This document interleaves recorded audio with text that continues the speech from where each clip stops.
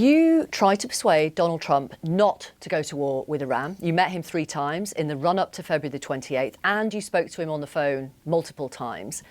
Donald Trump now says because of this action that he has taken, the US and the American people are safer.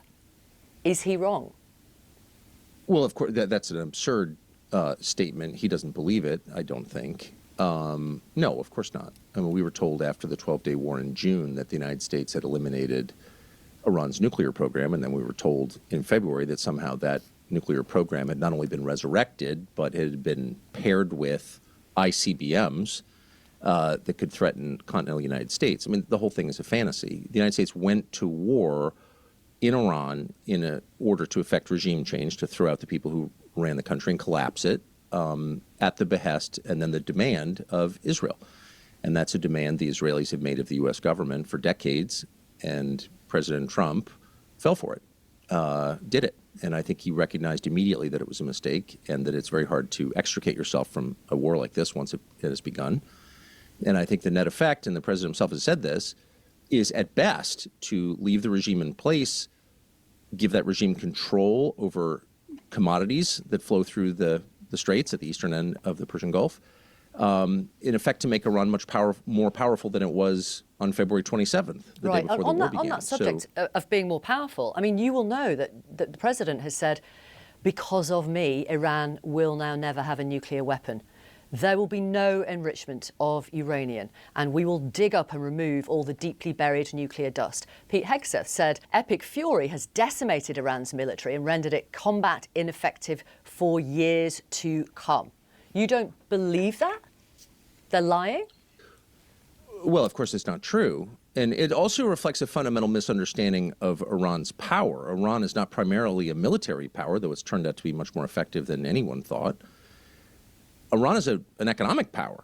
Iran has the power to halt a critical supply chain, maybe the single most critical supply chain in the global economy, which is shipping out of the Persian Gulf. And it retains that power because of its geography. And it's always had that power. It just hasn't exercised it until now. And so not understanding that allows you to enter into an engagement like this with the belief that you can beat them, sink their navy, destroy their air force, degrade their missile capacity, and you will somehow win. But of course, the opposite is true.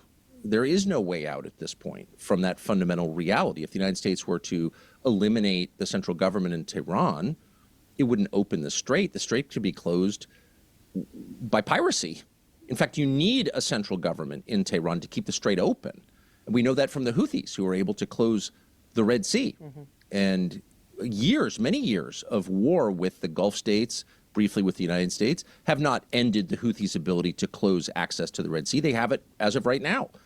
So this is an asymmetrical problem. It doesn't matter how many aircraft carriers you have. You still can't prevent other people, your enemies in this case, from closing shipping lanes. It can be done with mines. Like this whole thing, this whole problem is very easy to understand, and you would have to be either not very bright or under immense pressure from another country in order to start a war like this. And the latter is true. We did this because of pressure from Israel. Now, how exactly did they exert that pressure?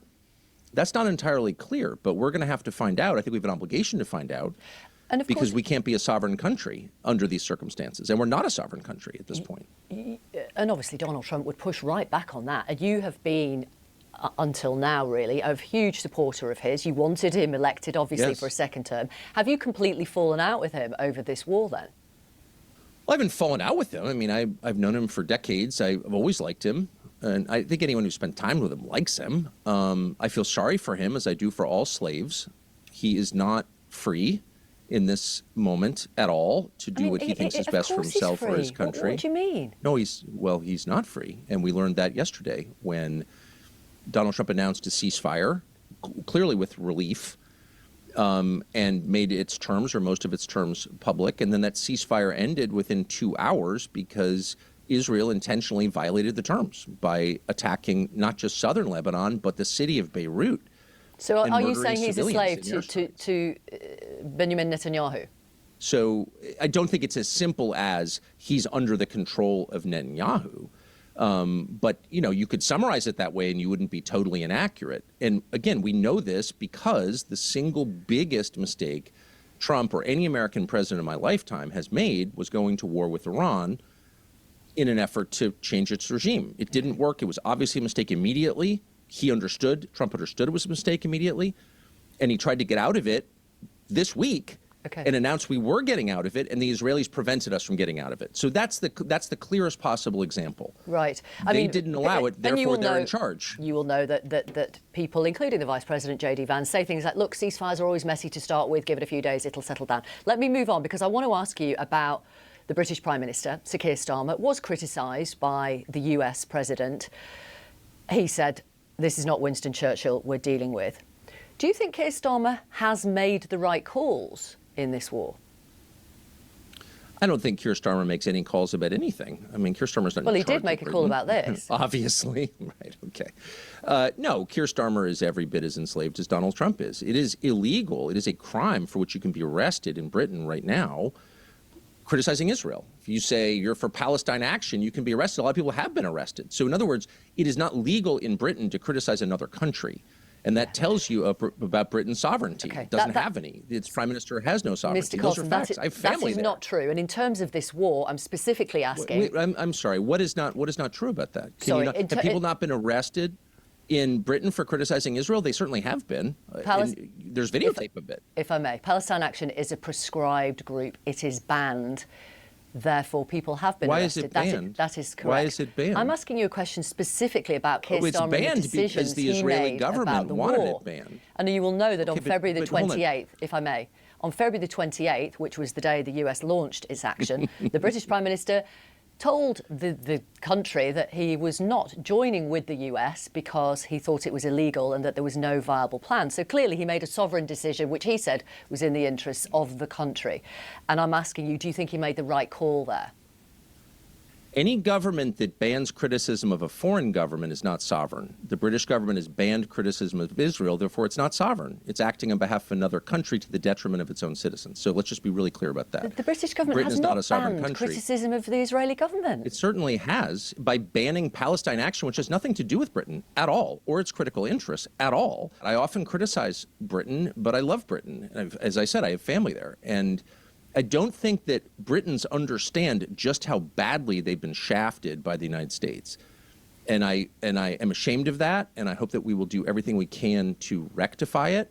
I know that Keir Starmer understands that. He doesn't seem to care, or he doesn't have, again, the control to do anything about it, which is sad to see.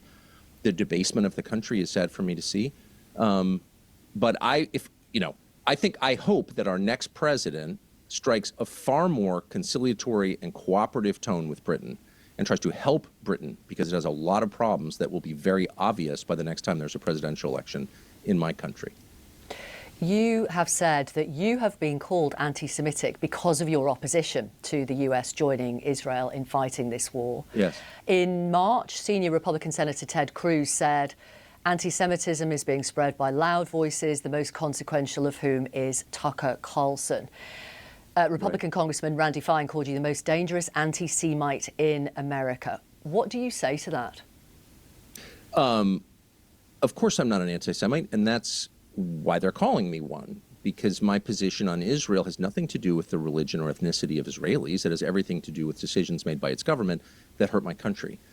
And so in order to avoid having that debate, the fastest and most expedient way to end it is by calling the person trying to raise it a bigot. And I just don't think that works anymore. I would say that what matters in politics and in life is what you do. I think anti-Semitism and racism of all kinds, including anti-white racism, are all immoral and anti-Christian, and I oppose them. You shouldn't judge people on the basis of how they were born, period. Sure. And you said a moment ago, what matters in politics is what you do. You had far-right commentator Nick Fuentes on your show, who, as you know, has said Hitler was really effing cool, Hitler was awesome, Hitler was right, the Holocaust didn't happen, and said on his podcast, in his view, Jewish people are the problem rather than Israel. I know you've said you've had him on because I disagree with that. Right. Do you have concerns that broadcasting Nazi-loving, Holocaust-denying guests to your audience and potentially mainstreaming and normalising those views is an issue? I've said that I disagreed with Fuentes on those questions. I don't think that you should ever judge or attack people on the basis of their bloodline. I also interviewed Ted Cruz. I tried to interview Randy Fine. Both of them have But let me go back to the Nick Fuentes stuff. If I may finish my answer. Sure. I've interviewed both of them, or tried to interview Fine. He wouldn't, but I've interviewed Ted Cruz, as you noted. And both of them have defended the genocide in Gaza, the murder of children. And I would say that sending money to a military that murders children is a little bit more significant a moral crime than saying ugly things. Do you think Fuentes is anti-Semitic? Do you think he is? It sounded like it to me. I said that to him, and I said I oppose anti-Semitism, which I sincerely do. Right. And by the way, unlike the UK, we have a First Amendment. So if I was an anti-Semite, I guess I would just say so at this point. I don't know why I would lie about it, but I oppose it. And I've opposed it in public consistently for my entire public life. Can I ask you what you thought when you read Donald Trump's post on Tuesday in which he said, a whole civilization will die tonight? I was horrified by it. And I was, look, as I've said, I don't think that Trump, who I continue to like, I don't think that Trump is in control. I don't think Trump is making these decisions. I know he's not, because I was present in the run-up to this. He's not making these decisions, and I feel sorry for him, as I've said. But more than Trump, anything to do with him or his future, is the effect on my country. Our leaders should not talk like that. They shouldn't. Our conflict is not with another civilization or another religion. It's with governments, at least conceptually, that do things that we don't like that are bad for us, and we have conflict over that. We can never declare war on a civilization. We shouldn't. That's immoral. What does that even mean? Does that include the children in that civilization? Of course it does. You don't buy the argument, look, this is what Donald Trump does. I mean, you've known him for years. This is what Donald Trump does. He uses extreme language to put pressure on to get some sort of concession. I mean, there are two levels on which to assess this. One, the practical. Second, the moral. As a practical matter, did it work? Is the Strait open this morning? No, it's not. So it didn't work, okay? Its only effect likely is to engender a generational conflict with another civilization, another religion, another part of the world. How is that good for my grandchildren? Probably not. So practically, it doesn't work. Okay. Morally, the words you use matter, and the more power you have, the more they matter. And so to declare war on a civilization in my name is just not acceptable. It doesn't mean I hate Trump. It means that's disgusting and wrong and hurts my country, and my obligation is to stand up and say so. You've claimed a couple of times in our conversation that Donald Trump is not in control. Many Democrats, and also some on the right, former Trump allies like Marjorie Taylor Greene, are now calling for the president's removal, with some citing the 25th Amendment, which allows the vice president and the cabinet to declare that a president is no longer able to do the job. Do you want to see him removed? I want to see the system reformed. Once again, 2 days ago, the president... I mean, him, the president before him, the president before him, the president before him. All American presidents since 1963 have done substantially what Israel wanted us to do. And now it's really hurting us. And I've been aware of this for decades, and I haven't said one word about it because it's not worth the fight. But now I see our country, its economy, its understanding of itself, in the process of being destroyed because our leaders, and not just our president, our entire Congress, many of our governors, did the bidding of a foreign power. Right. And so the problem is not simply Trump. The problem is the mechanism of control that allows a country of 9 million to control a country of 350 million. What is that mechanism? I'm not sure I know the answer. But we need to find out what that is. Well, as you know, as Commander-in-Chief, he could have said no to Benjamin Netanyahu. Barack Obama, other presidents have. Joe Biden, Barack Obama. You're absolutely right. And I made that point. And you're absolutely right, they did. And I wish our president had. But he didn't. So it's not the system. And he went into a war. Well, it is the system, because the last president financed the Gaza genocide. The president before him, same thing. You've said a couple of times in this interview that you really like Donald Trump. In March, you said you'll always love President Trump, no matter what he says about you. On Thursday, he called you low IQ, a nut job, a fool. Also, he suggested you should see a good psychiatrist. Are you going to continue to love him? As I've said, I feel sorry for him as I do for all slaves.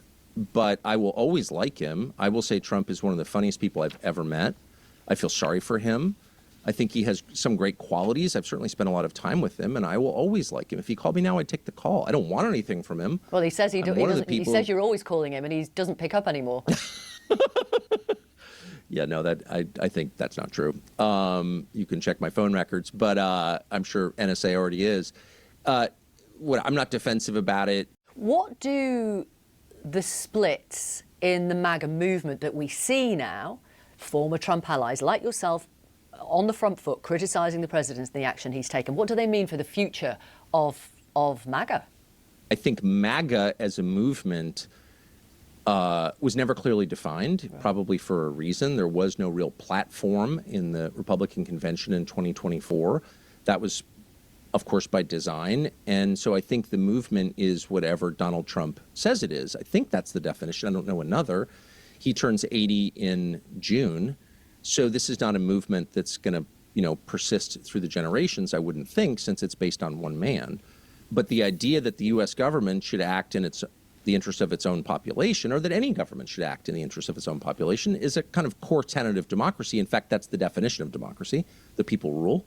And I think that will long outlive all of us, I hope, because it's the only form of government that makes inherent sense. I wanted to ask you about the Melania Trump press conference, very unusual, where she denied connections to Jeffrey Epstein and said that any claims linking her and him need to end today. What do you think is going on there? Strictly speaking, I don't know what's going on there. I know the White House communication staff had no idea she was going to say that. So it's one of two possibilities. Either she was reading speculation about her relationship with Epstein on the internet and she was upset and wanted to clear her name, which is totally possible. Or there was something else going on. So the Israeli government has a long and well-documented track record of using sex scandal or the appearance of scandal to force American political leaders into doing its bidding. You hope it wasn't that. But I did notice that within an hour or two after that press conference, a piece came out, I think, in the Daily Beast alleging some connection between Melania Trump and Epstein, which was obviously hurtful to her and embarrassing to the first family. So I don't know if there's any kind of connection, but I do know, once again, this is a fact, that sex scandals are used, probably not just by the Israeli government, probably lots of foreign governments. It's not just the Israelis. I just want to be clear. I mean, I am going to point out, I probably don't need to because our audience can see and hear for themselves. Pretty much everything that you've said in our conversation, Tucker Carlson, you have put at the door of the Israeli government. Now, to some people, that will be evidence that you are anti-Semitic. You are anti-Jewish. Oh, I know. I'm very anti-Semitic and anti-Jewish. Well, first of all, the state of Israel does not speak for all Jews at all, despite its claims.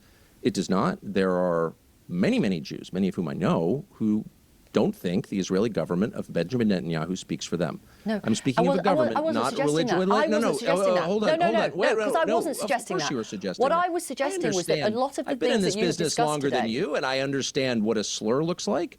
And you're attempting to call me an anti-Semite in a passive-aggressive way. Some people would say that. Well, I'm responding to your slur and saying that it's untrue. It does not apply to me. Doubtless there are anti-Semites who don't like Israel. I'm not an anti-Semite. I don't hate Israel.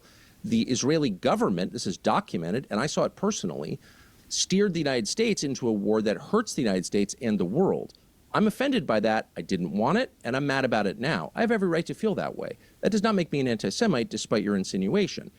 And I think it's important that I say that. And by the way, I hope that you run this. I can't control whether or not you air this exchange. I hope that you will, because I think it's important to push back against slurs like that, because they limit our ability to understand what's actually happening. This is not an attack by Jews on the United States. This is Benjamin Netanyahu moving the United States to do something he thinks will benefit him, but that does not benefit us. It's that simple. Tucker Carlson, thank you very much for talking to us. Thank you. I appreciate it.